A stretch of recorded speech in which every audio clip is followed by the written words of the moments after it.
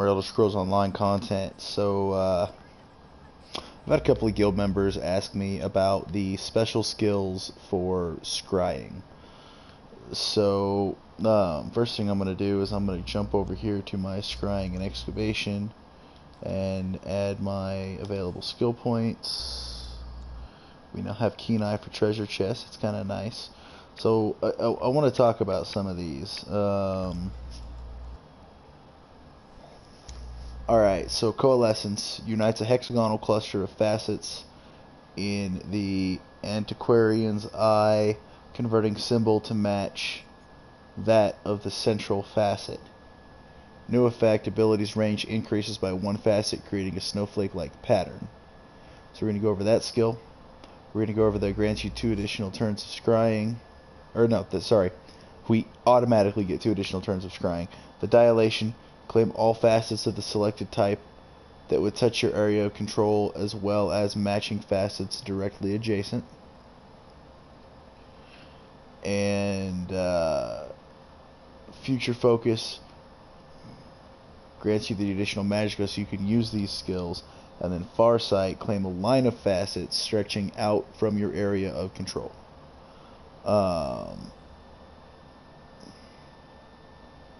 So we're going to go over how to use all those and how to do stuff with all those. We're going to go through the entirety of Murkmire. We're going to do the Murkmire Antiquities. We're just kind of going through zones, doing stuff. Okay, so normally, like, if you select one, right, we'll select this one, it automatically gives you 2 that are connected. So if you go out 1, it'll give you all the ones that are connected.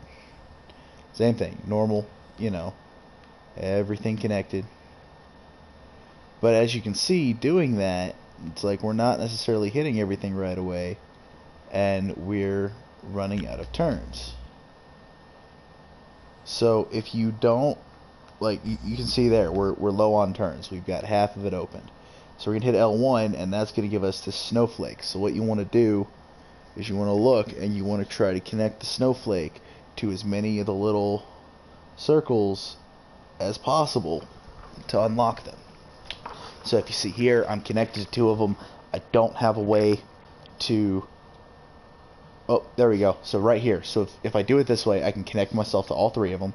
So when you click on it, it changes everything to be the same as the central facet. So if you look, that central facet's that weird star-looking thing. Well, now, instead of it just being that connected, all of this is connected because a lot of this was already that central star. So now all that opens up, connects all 3. So that's your L1 skill. Your L1 skill is going to increase the amount of stuff. It's going to change stuff so that you can claim more whatever stuff at one time. So I'm sorry guys, I am live streaming, so I do not have the ability to fast forward this. So we're just going to ride as quickly as possible. And so you guys have seen me do blue and blue and green leads in the previous. So now we can do the purple leads. You unlock the ability to do purple leads at Scrying 5. But that's it.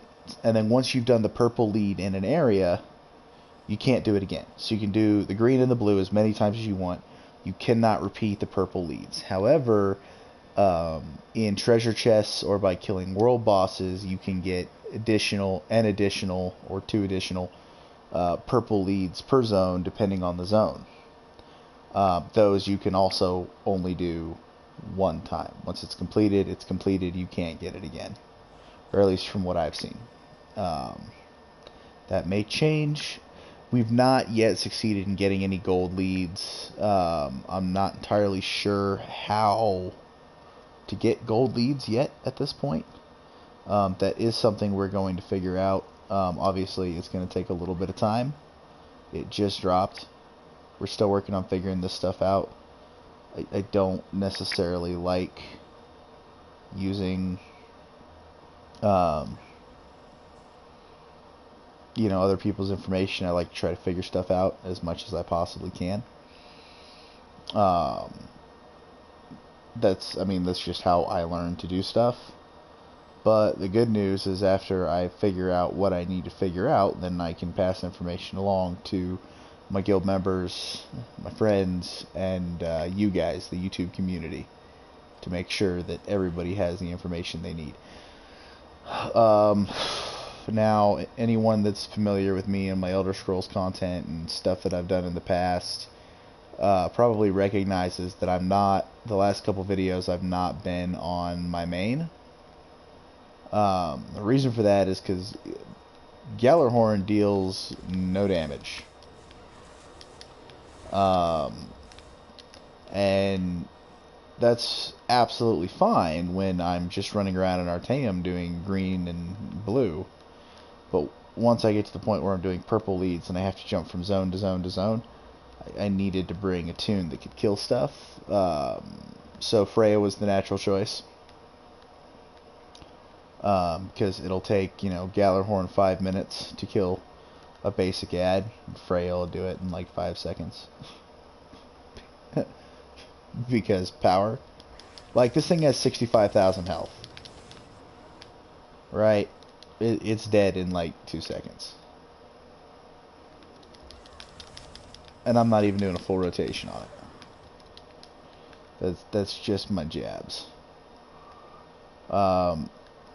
Okay, so for anyone that doesn't know, or is just now starting Scrying and Excavation, hasn't watched my last video, whatever,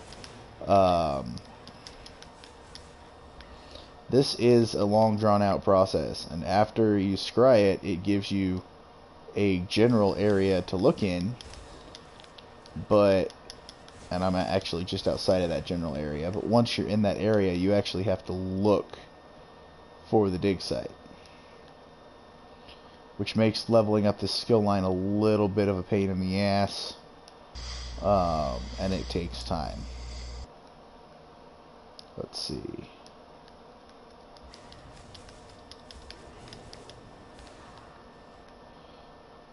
Now we do have keen eye for these dig sites, so you know, it's like once we get within a certain range of them, we'll see a little glowy, sparkly, whatever coming up from it. It's not always super easy to see though. Like sometimes that light's a little dim.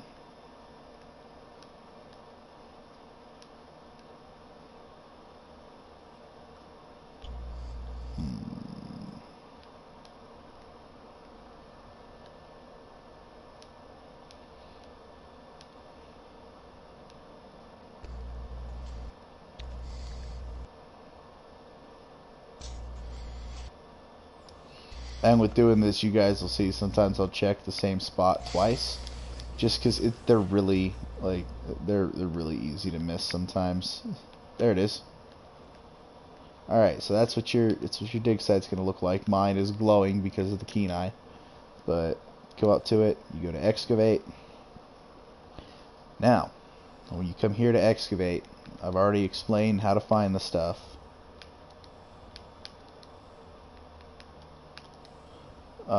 So I'm not even going to bother explaining that again. But, okay, so now I'm going to explain your tools, though, okay? So you have your basic, right? Your basic dig right there. So if you hit R2, you dig it all the way down to the base level.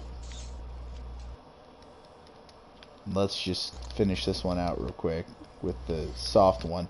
Now, if you hit R1, you dig a bigger amount of space. And what it does is it levels the ground. It digs everything out level that you can dig out. So actually, before I do that, we're going to hit L2. We're going to dig that, so that's all the same. Now if you tap R1, all that glows. You dig straight down. Well, that puts you at the bottom. Well, there's not really anything there. So, you know, we'll create another little block here. Hit R1. Dig straight down. We found a bonus item. So, we normally don't look for the bonus items on the blue and green. I'm doing this to show you guys how the skills work. So when we go to the blue scribable, it's a little more difficult. As you can see, there are more facets on the board that we have to unlock. So the first thing, I always start out doing it this way. I always start out using L1. Reason being is because I can change a large number of facets to unlock what I need to unlock more quickly. And you always want to make sure, if you have the ability to do it this way, you do. You got to figure out exactly what. Okay, so we're going to change all those to that. So we have a very large number of that right there. Actually, we have another Magicka charge, so we're just going to do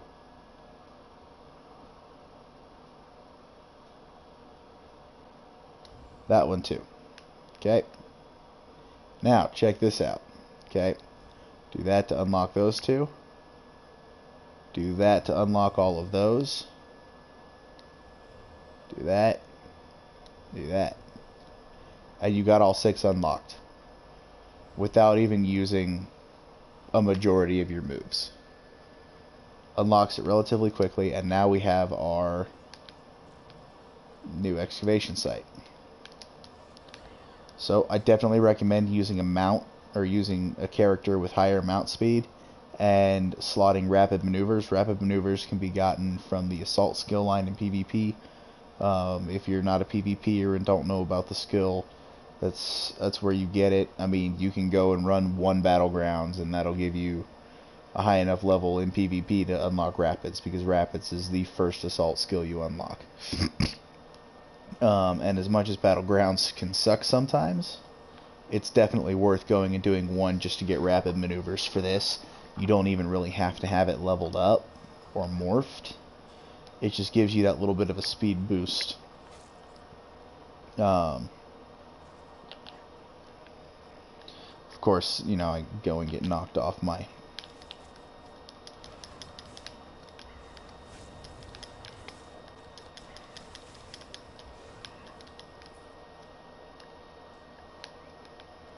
There we go.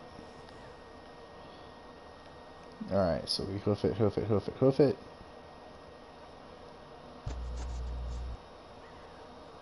Do I need to go up?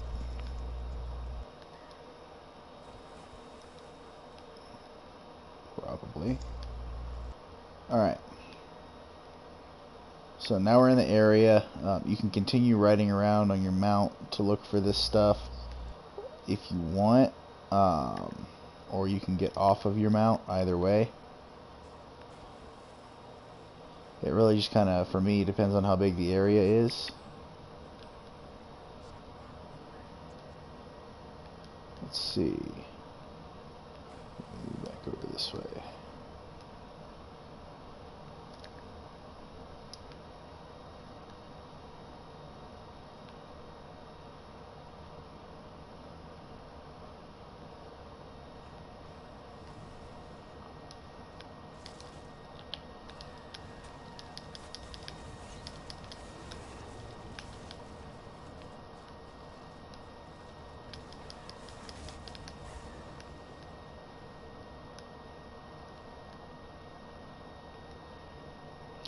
Now I will say, you know, it's like, don't necessarily stop to pick up resources and do other stuff if you're trying to level it quickly.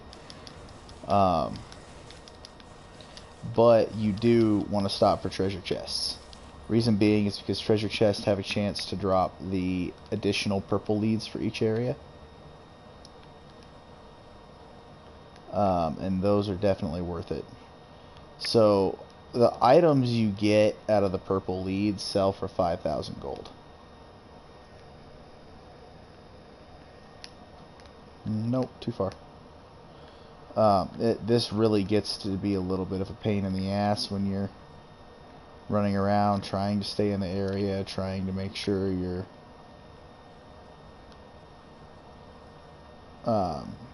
you know, getting all the, finding everything, getting everything.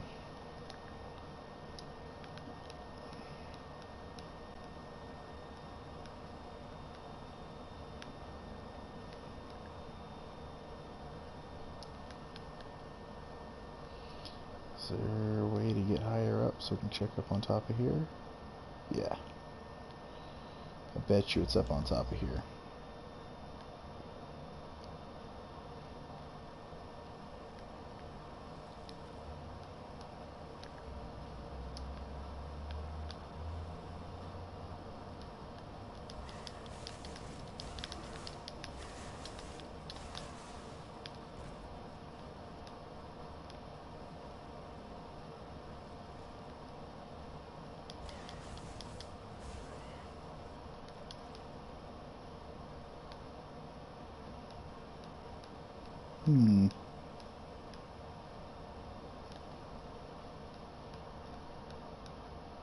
Yeah, this skill line's really frustrating to level up, guys. I mean, you have to do it if you want the new legendary items, but there it is, right there. Okay, so we go to our dig site,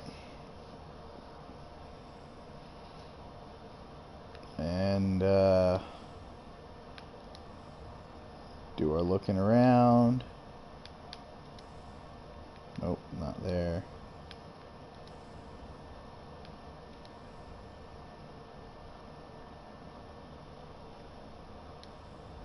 There we go.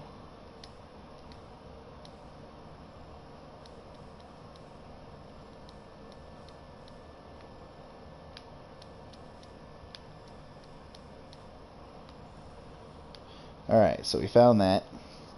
So that's how the L2 tool works.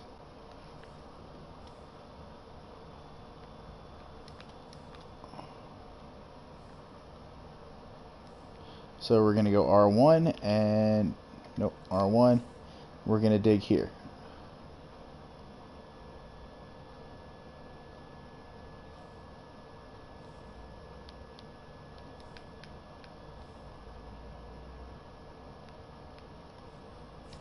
We're going to hit that again, and look, we found everything. We found, 129 gold, okay, dog training pamphlet, and the purple lead.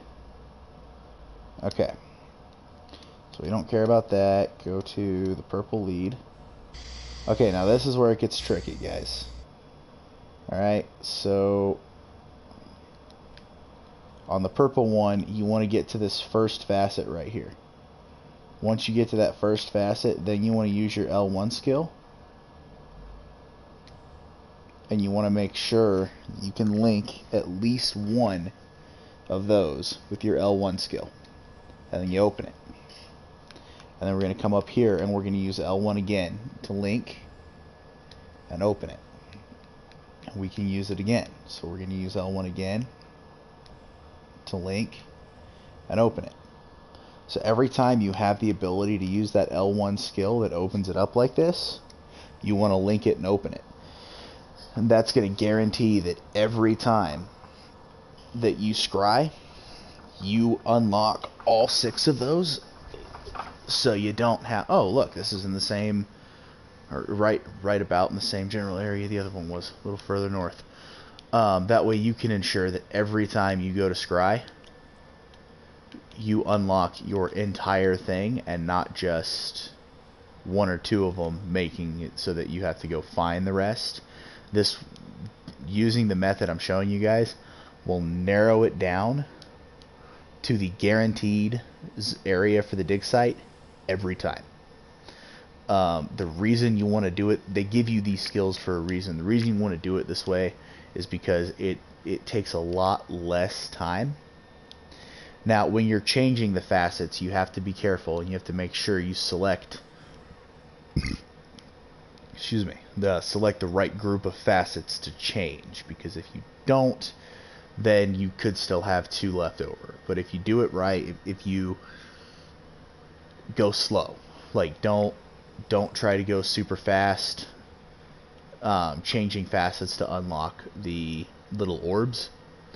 There's not a time limit on it. It's a number of moves that it gives you the limit for. Same thing with your dig. It says time up at the top, but if you pay attention, it only takes time away when you actually dig. Oh, look at that. Rolled right up on the excavation site for the purple. What do you know? Okay, so I always do my first scry in the same spot. There we go.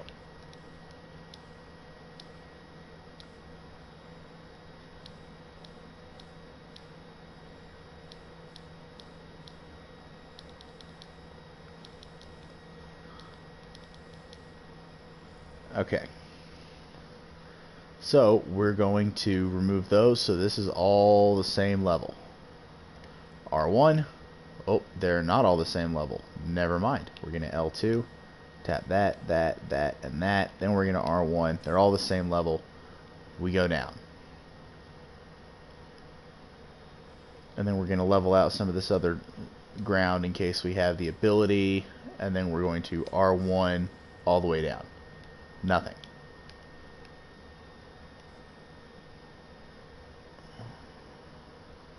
We do not have the ability to tap R1.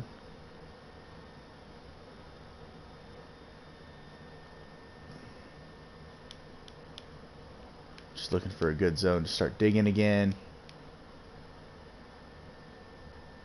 Alright, so we're gonna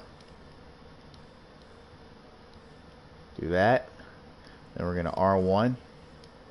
Take us down, and we didn't find any extras. That's okay, we don't necessarily need them. Now, you want to make sure, guys, periodically while you're doing this, you stop and you sell off inventory, because you'll find pieces of gear, you'll kill stuff, you'll loot stuff. So every purple item you get is worth 5,000. Every green item you get from excavation is 250, and every blue item you get from excavation is worth 1,000. So as you guys can see, you know, it's like we've got several zones worth right here. So as we just sell, we are making gold just from doing scrying and excavation. So I mean, if you're looking for a good gold farm right now, this is going to be a pretty good gold farm. This is all Frogman and I have been doing for the last couple of days, and I started out with 0 gold on this character when I started doing this. I've got 130,000 after about 6-7 hours worth of running around doing this stuff. I'm sitting at 130,000 gold. So it's a decent way to make gold. It's a lot of fun. It's relatively simple. It takes time, but it doesn't take a lot of effort. It doesn't take a lot of energy. You're going to get exploration. You're going to find sky shards and way shrines and things of that nature along the way. So in the end, like, this is really a great option. Not so much for leveling up, but just for grinding gold, because you're going to passively get XP along the way. You're going to find sky shards along the way. You're going to fight stuff. So I mean, it's going to level up your scrying and excavation skill line, which is the primary thing that we're after with this. But it's also going to give us a fair bit of gold gain and a little bit of XP gain all at the same time. So I mean, it's worth it. The nice thing is you can do the blue excavations and the green excavations. They go relatively quickly, and you can repeat those in every zone. So like, if you just you want something to do, mindlessly chill for a couple hours and farm some gold, go to Artaeum. Do scrying and excavation for the blue and the green, and just keep doing that repeatedly. It's gonna get you gold, man. I mean, realistically, you can, if you go to Artaeum and you use the techniques I've shown you for scrying and excavating, you know, it's like you're gonna scry what you need to scry. You're gonna get your excavations done, and you're gonna come out of it with, you know, gold. I mean, you're not going to be filthy rich, but you know, for the time period this takes place in, you could be considered a man of means, or an individual of means, whatever. You know, if people want to be PC, I guess. But yeah, so that's all for now, guys. Y'all have a wonderful day. We'll see you next time.